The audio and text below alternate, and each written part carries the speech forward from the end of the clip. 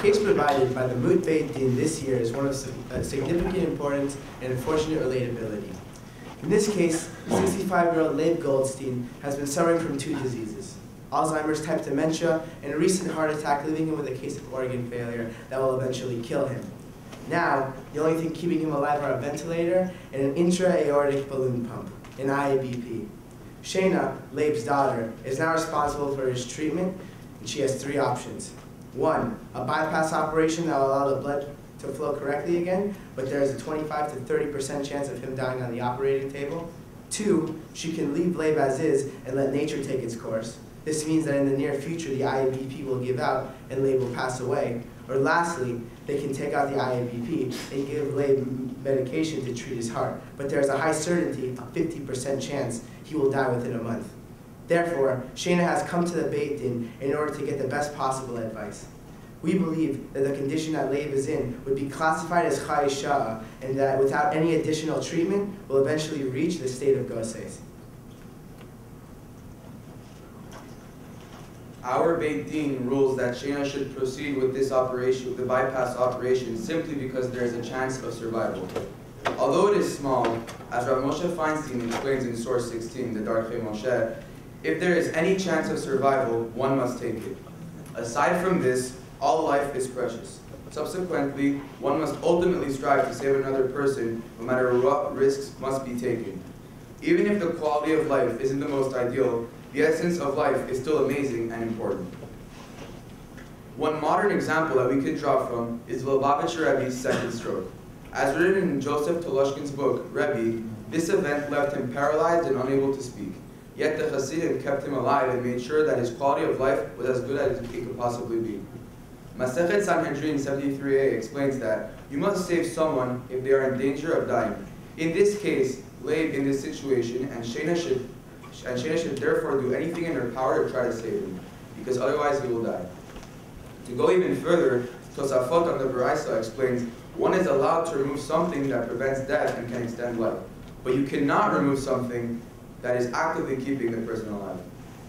Now Shayna has an interesting dilemma on her hands. This source explains that one cannot remove something that is keeping the person alive. Therefore, if she decides to remove the IABP from Leib and allow him to die, she will have violated this halacha. Furthermore, in Masechet Avodah Zarah 27b, it states if someone is dying and you can keep him alive, even for a little while, you should do it, even if the doctor is an idol worshiper. From this daf in Gemara, we can understand that a person who is in a situation of death is allowed to go through whatever it takes to keep him alive, even if it is for a short time. Maimonides states in Ilchot Avel 4.5 that a dying person is still considered alive. In Shabbat 151b, it states, he who closes the eyes of a dying person while the soul is departing like a murderer, while the soul is departing is like a murderer. From this, we come to understand that euthanasia is not allowed according to Jewish law. This also ties into Torah Yoredea, source 6, which explicitly explains we are allowed to cause damage to a person in order to heal him or her, thus showing that Leib is allowed to undergo surgery if there is a chance for his well-being. Some might argue that if a person is dying, his quality of life is bad and he is in pain. The person responsible should let him die peacefully out of mercy. This idea is in agreement with what Rabbi Shlomo Zalman Auerbach states, which is you can choose not to have the surgery that will extend life if it will lead to pain. Although the doctors say that he will lead a normal life, this doesn't mean that it will be healthy and painless. But as stated previously, the essence of life should be more important than the quality, because being alive for even one more day can have a tremendous impact on the future, even if it is for a short period of time. A person who kills a healthy person, or a person who is sick or dying, even if he killed a goses, is liable to the death penalty as it states in the Shulchan Aruch. Any form of active euthanasia is strictly prohibited and condemned as plain murder. Anyone who kills a dying person is liable to the death penalty as a common murderer. Others might suggest that the surgery is too risky since there's a 25 to 30% chance of Leib dying on the operating table. Rabbi Chaim Jafter, in his article on high-risk medical procedures, writes that Mishnah Chachamim, cited in Teshuvat Achiezer 2:16-6, asserts that one is permitted to risk Chayesha if the chance of dying is 50% or less, which is known as Safek HaShakul. Since Leib's risk of dying is less than 50%, he is permitted to have the surgery. In conclusion, we would like to state that Shayna should go with the bypass operation. We have come to this answer through thorough investigation of halacha and deep thought of personal experiences. If someone has a chance to live longer, they should take it. It is better to take the chance of a longer life rather than the chance of a certain death. Thank you.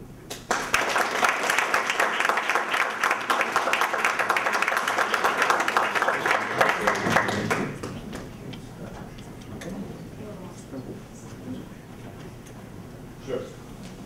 At the beginning of the presentation, you seem to have been going with obligated that you mentioned, I'm not quote, but that if there's any chance of survival, we must take it.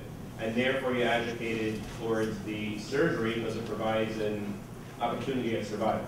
Towards the end, you seem to have hedged a little bit. You said, well, there are risks involved, and therefore we're not obligated to do it, although you would strongly recommend the surgery. So how do you resolve those two statements? So in mentioning the risks that are involved, we're trying, so Shayna comes to us to see what are the best options, what's halakhically recommended, and we're trying to serve her best interest and Leib's best interest. So we're trying to give her every outcome possible. So we're not going to go with what is the only option. We're trying to say, okay, we're recommending the halakhic, with the halakhic option, the halakhic suggestion, which is the bypass operation. We wanted to know that there's a 25 to 30% risk. However, the risk is permitted. The risk is acceptable under SYNOPSIS because it's under 50%. So maybe I'll clarify my question. At the beginning you said if there's any chance of survival, we must take it. And now you're saying it's permissible to take it. So which one is it? So we're saying we must take it, and to reconcile the fact that there's a high risk, there's a large percentage, 25 to 30% is still a large percentage of chance of death. We're saying that it is under 50%, so it is permitted. If over 50% is a little different, but under 50% under the SYNOPSIS is permitted, and just to reconcile the risk. What would be the chance? What if there was a 70% chance of death right now? So if there was a 70% chance, then halakhically there are different options. Medication might be a better option at that point because a 70% chance risk is it's too high. First of all, thank you for introducing the laboratory evidence to your presentation. First of all, thank you. Although you didn't provide any data, it's not clear if they were doing any risky surgery there. It was presumably Leib that was providing regular medical rehabilitation, but I don't want to talk about that right now. I want to ask you about something else, which you sort of quoted in one sentence, two things that to me seem like a contradiction, so I'm trying to understand. I don't remember who it was who quoted the law that when it comes to the ghostes, if you're going to start to do something like close their eyes, you're considered a murder. Right? And in the very same sentence, you were advocating for performing a surgery on Leib. Performing a surgery seems to me to be even more aggressive than closing the eyes. So when Shayna came to the Beit Din for asking for what the halakhic point of view is, we're looking to ensure the best quality of life. What's the best quality of life that he could have over the longest period of time? So among the options that are available, leaving Leib as is, it ensures that he will eventually very soon die, and he won't have a good quality of life and not have a long life. The medical perspective, or the medical option, ensures that he will die soon. Although the quality of life is a little better, his death is certain. So the potential of the surgery option far outweighs the outcomes of the medical outcomes or leaving him as is. The potential is 25 to 30% chance, which is large. However, 70 to 75% chance that he lives in a good life and he returns to how he can and live out his life, which is our main priority. I want to maximize both the quantity of life and the quality of life. If I could add on to that, getting in the medication doesn't improve his life. It remove him from the state of being a high shah. The medicines will not prevent his heart from further deteriorating, and it is more than 50% likely that Leib will die within 30 days. So just to clarify, the reason why this is performing the surgery will not be like closing the eyes of the gosis is because did Leib really a gosis here? So we classified Leib as a high shah, meaning if we go back to the slide, I think it's the next slide, when death will occur within days or weeks. So if we leave him as is, his death is approaching rapidly. So we want to ensure that he could live out his lifespan with a good quality of life. The only option that presents that outcome is the surgery option.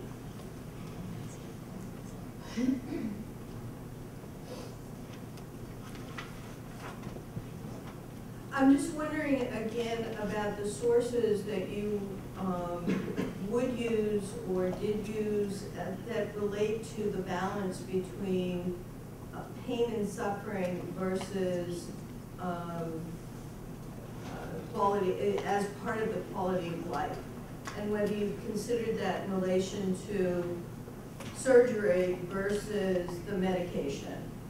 So as Tutor Yoredea explained, which is source 6, we are allowed to cause damage to a person in order to heal him or her, thus showing that Leib is allowed to undergo surgery if there is a chance for his well-being. Good support. What about, I don't know if you addressed this, the level of pain or suffering that you may later experience. Did you take that into consideration? So obviously Shayna would have a heavy burden taking care of Leib if the surgery would be successful. She has prioritized his health and his well-being as she's been taking care of him for a while. She came to Beit Din because she wants to make sure that her father has the best life possible, the longest life possible. So if she were to be burdened too much, and there was too much of a financial burden and emotional strain, and she couldn't do it anymore, there are other resources that present themselves in which he could be taken care of. There are different medical resources in different homes that he could be placed in which his life is still, the quality of life is still good, and he can live out his lifespan. So what would you tell her if she says, look, I had enough, I want to turn it off? Is that an option, or for you is that forbidden? I want to take out the IABP, So, give him a couple of weeks. so ultimately Shayna has a decision-making power of what she wants to do with her father. Halakhically, she came to Beit Din to ask what halakhically, through the halakhic lens, is the best option, or what's the most acceptable option, which after our investigation, after looking into sources, we found that the surgery option is the best. So I'm asking the further. So if she were to say, I know, but I don't want to go with that, well, there is obviously the medical option. And if she doesn't want to take care of him, she can always go with leaving him as is. However, that does result in his death. So it depends if she wants to go ahead, if she wants to let her father, pass away because she's too burdened, or if she wants to put him in a home and she's willing to.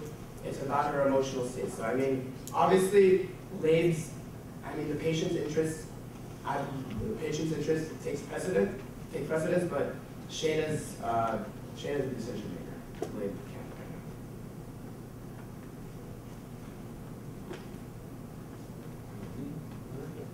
now. All right.